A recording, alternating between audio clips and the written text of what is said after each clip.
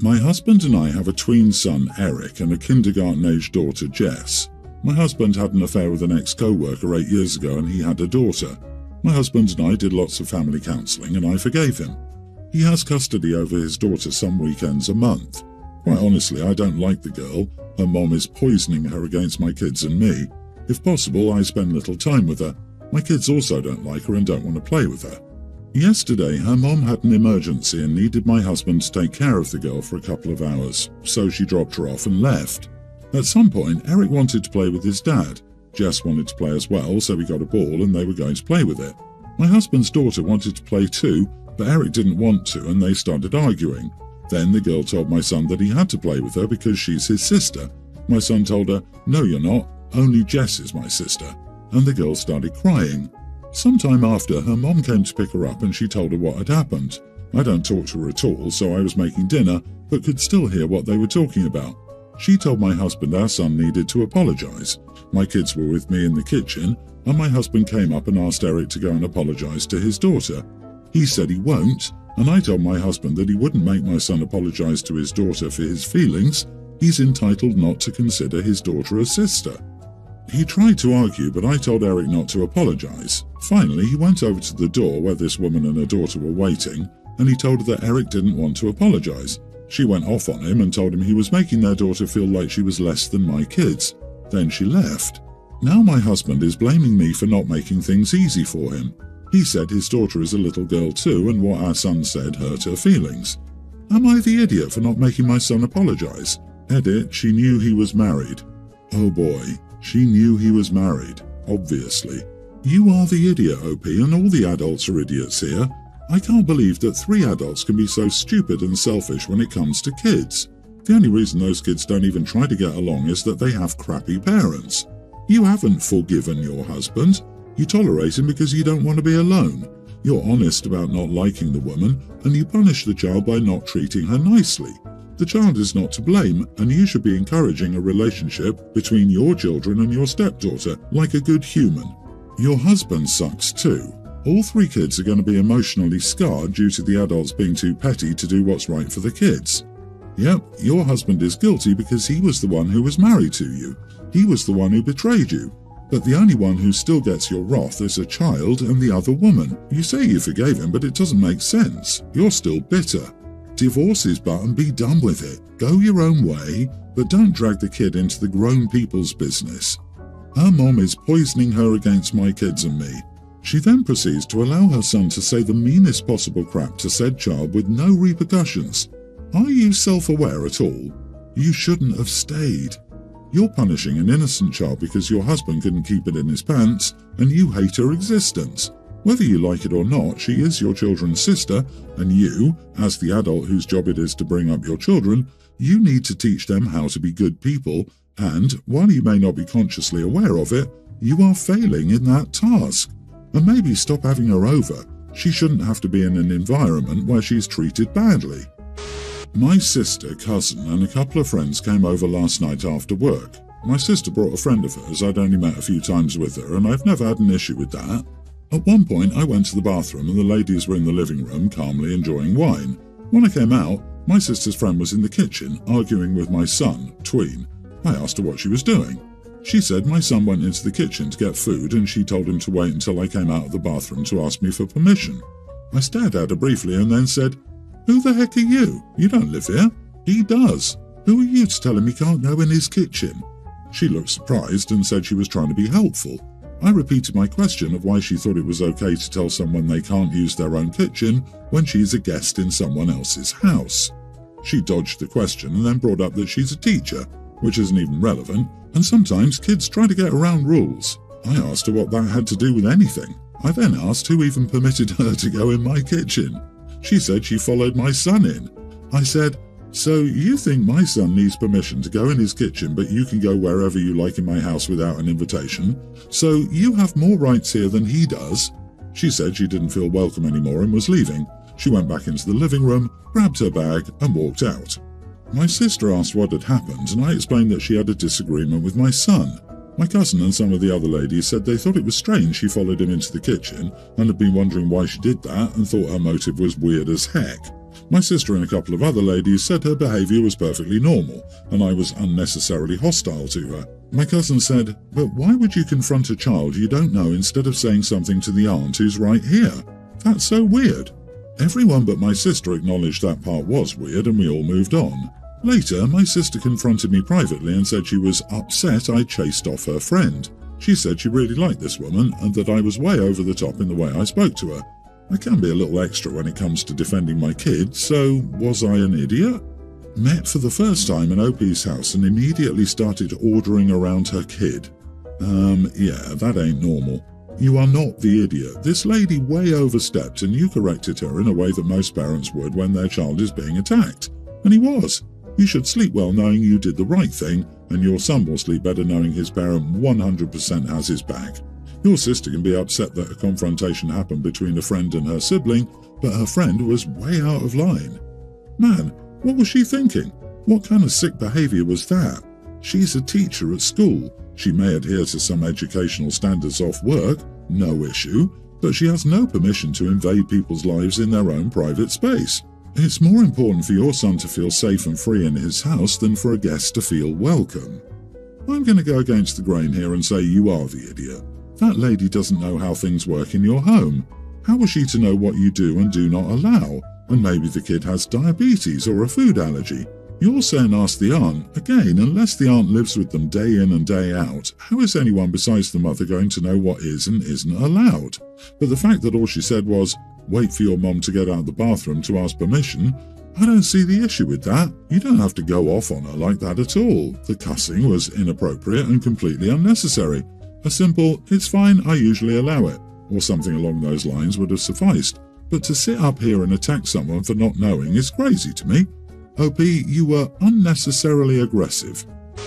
I, 34 female, have a young teen stepdaughter. I first met her when she was a couple of years younger.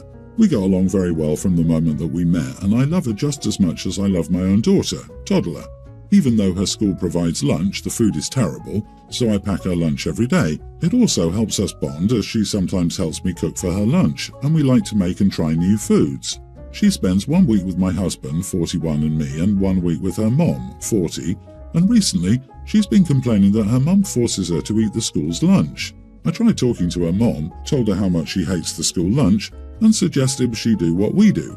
She suddenly got mad and started to angrily tell me that I have no idea how hard it is to be a single mom of 3 kids, and that unlike me, who is a gold digger who doesn't even work, she doesn't have extra time to spend on making lunch. I got mad and told her that even though I have a toddler, I managed to be a good mom to my stepdaughter, so she needs to stop making excuses for being a crappy mom. She called me an idiot and many other names and ended the call. Edit, I wasn't the affair partner. They had been divorced for a year when I met my husband. I never say anything bad about her to my stepdaughter. Her other 2 sons aren't my husband's. They're older and more independent. It's not my fault she's decided to be a crappy mom and drive her child away. She can't even spend an hour a day or even an hour a week with my stepdaughter. Of course my stepdaughter doesn't feel loved by her. Of course she'd rather be somewhere where everyone loves her and spends time with her. Nobody is asking her to pack lunch every day, but is it so hard to do it once a month just to make her child happy? This poor woman that everyone is defending allows her kids to bully my child. Yes, my child, because I love her and she calls me mom. However, I don't think my bringing food for her will solve anything because all she wants is to spend time with her mom as she does with me. This woman hardly ever spends any time with her. She even missed all of her basketball games while she's never missed a single one of her son's games. She always finds time to spend with her sons but never with her daughter. And my child deserves better than this. You are the idiot. She has 3 kids, you have 2. She's a single mum and you're a stay-at-home mum. Yes, there are a few differences between you, and she shouldn't have started yelling, but telling her kid to eat what the school offers doesn't make her a crappy mum. OP, I don't even have kids, and I think you sound ridiculous. The kid is old enough to make her own lunch, and it would be best for everyone if she learned how now.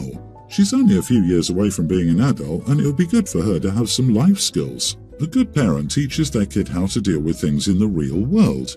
They don't just do everything for them. It takes a heck of a lot of gall to tell a child's actual mom who is fully involved in her life that you are a better mom to her child than she is.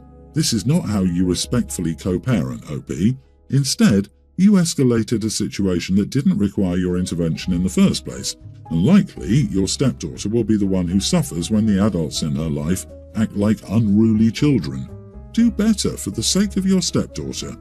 People, you are crazy. She is not a single mom, she is single and also a mother. A single mom is someone whose child's father is not in the picture. The child's father clearly is. Saying she has 3 children, so it's harder. OP has already claimed they're older than the girl, meaning teenagers, so they're at school all day and presumably have friends and after-school activities. Don't get me wrong, she's a young teen and can make her own lunches for school, but it seems to me from the post for the child it's more about the time spent together making the lunches than the actual lunch itself.